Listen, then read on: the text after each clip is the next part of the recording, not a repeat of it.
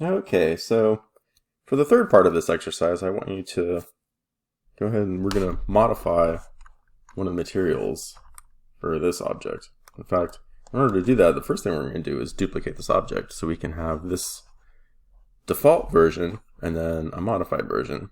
So let's go ahead and right click on here, this model, the static mesh, and click duplicate. We're going to name this one Sphere B. And so here's Sphere B. Go ahead and double click that. And what I want to do is swap out this material. In order to do that, we're going to need to create a new material.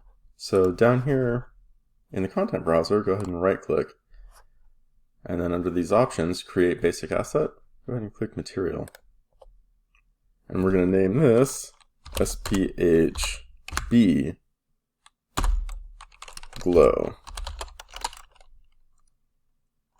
And then underscore MAT. That way we know it's a material. Go ahead and double click that down here in this window.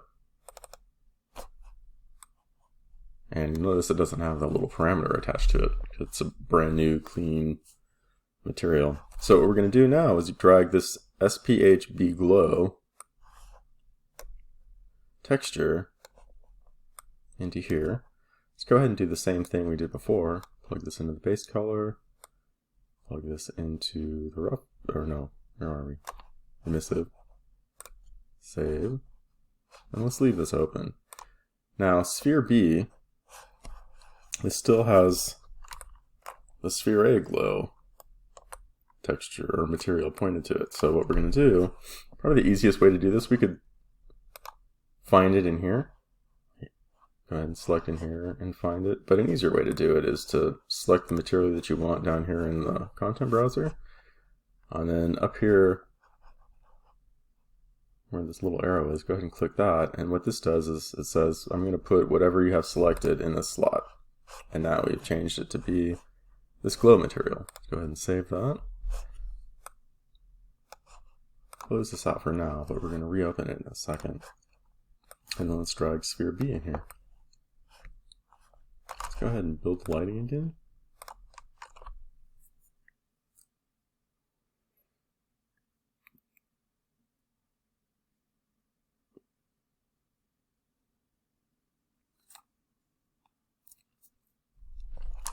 And you'll notice that although this is a glow texture, it doesn't really seem very glowy.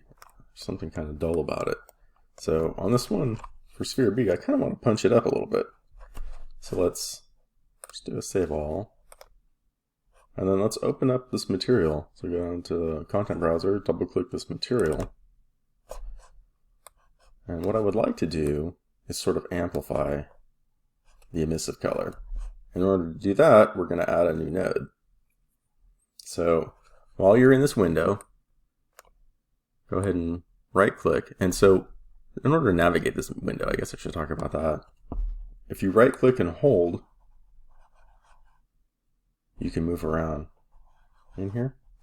But if you just right click and let go, it'll bring up a menu. And these are all the nodes that you can add.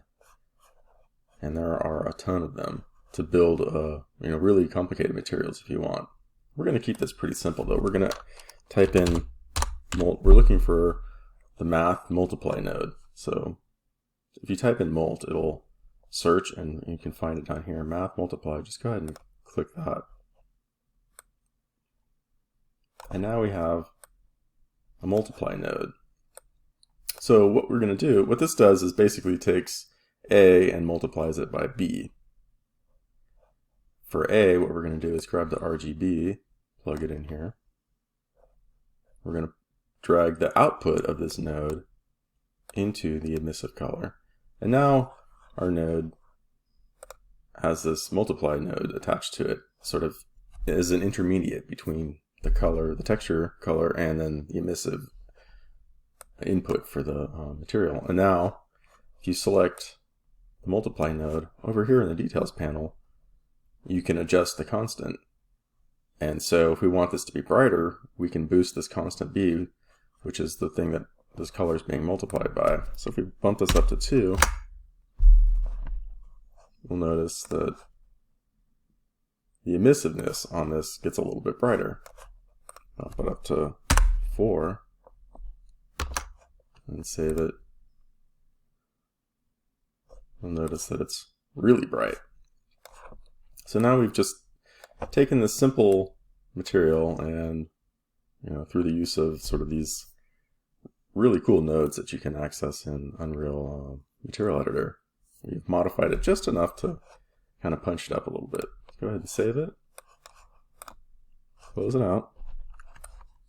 And that's it. That's the end of sort of the introduction to importing FBX files in and then adding materials to them. And these ones are a little bit different than some, because I created them with materials in Maya and then named them appropriately. So when it was imported in, it generated a sort of a blank material for us.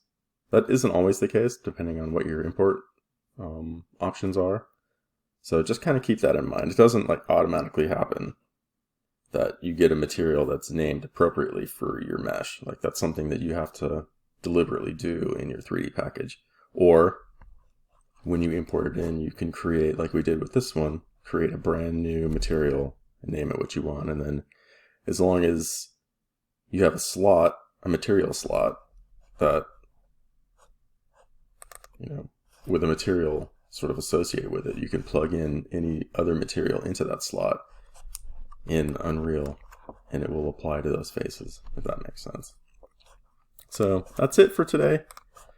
I'll talk to you later.